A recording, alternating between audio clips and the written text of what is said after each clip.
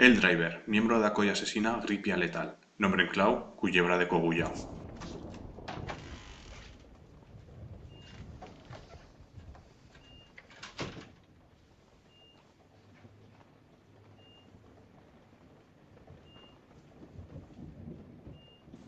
Puede estar que nunca no me feses hoy. De feito, me fas fastio.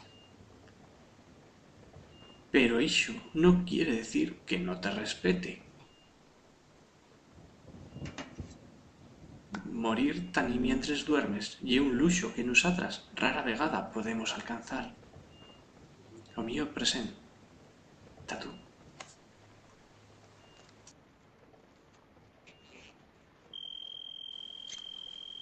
¡Qué bueno, can! Hola, Bill. ¿Cómo se trova? Como a tosa. Aún ye. Ahora mismo soy o canto de ella. Buena chiqueta. Jejeje.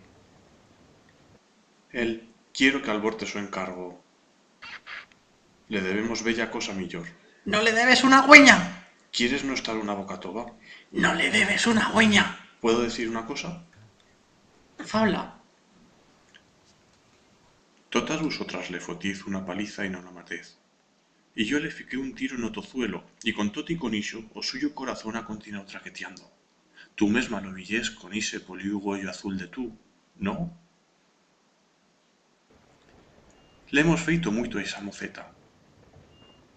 Y si vel dillas o lliga, le feremos muito más.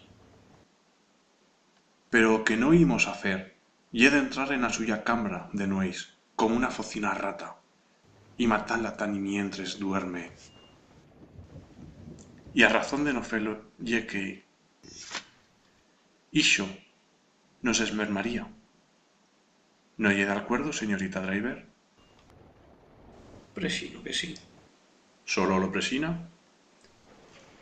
No. No hay una suposición. Lo sé. Vamos, ciel. Afirmativo. Te quiero a sabelo. Yo también te quiero. Au.